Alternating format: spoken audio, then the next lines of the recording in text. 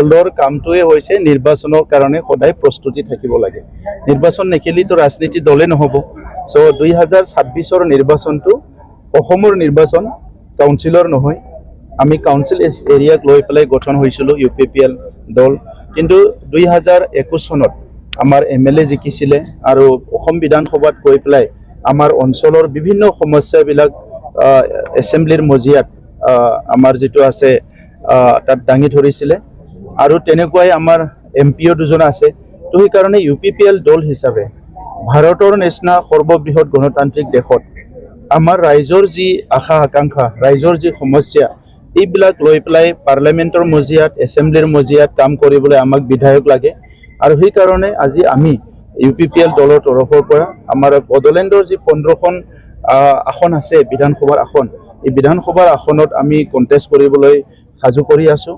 আৰু লগতে বড়োলেণ্ডৰ বাহিৰত, বড়োলেণ্ড এৰিয়াৰ বাহিৰত কিছুমান এৰিয়া আছে য'ত নেকি আমাৰ বিভিন্ন ৱেল উইজাৰবিলাক, আমাৰ শুভাকাংক্ষীবিলাক বা আমাৰ লগত কাম কৰিব বিচৰা ব্যক্তিসকল আছে, বা আমাৰ দলক ভাল পোৱা, আমাৰ নীতি আদৰ্শক ভাল পোৱা ব্যক্তিসকল আছে।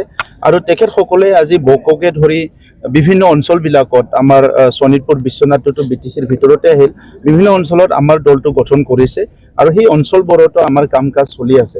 গতিকে আগন্তুক বিধানসভা নিৰ্বাচনত অসমৰ কাৰণে সেই নিৰ্বাচনটো আমি কণ্টেষ্ট কৰিম আৰু অসমৰ 4টা কোণাৰ ভিতৰত বা অসমৰ 4 সীমাৰ ভিতৰত থকা 140টা জনগোষ্ঠীৰ তেখেতসকলৰ ভাষা সংস্কৃতি, তেখেতসকলৰ ৰীতি নীতি, তেখেতসকলৰ বিভিন্ন সমস্যাবিলাক সমাধান কৰাৰ কাৰণে এছেম্বলিৰ মজিয়াত মাতিবলৈ আমাৰ UPPLৰ পৰা আমি নেক্সট নিৰ্বাচনত অংশগ্ৰহণ কৰিম। এনডিএৰ লগত নেতৃত্বৰ ক্ষেত্ৰত কি ক'ব আপোনালোকে?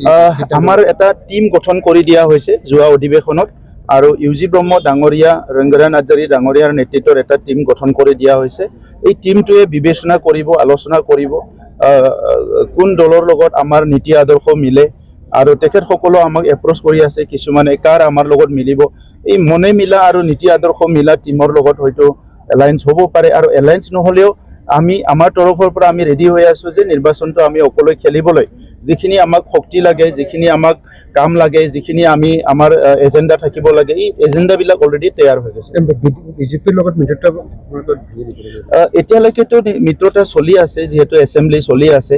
আমি হয়তো নেক্সট সপ্তাহৰ ভিতৰত, এই সপ্তাহৰ ভিতৰতে বিভিন্ন আলোচনা বিলোচনা কৰি ইয়াৰ ওপৰত এটা সিদ্ধান্ত ল'ম।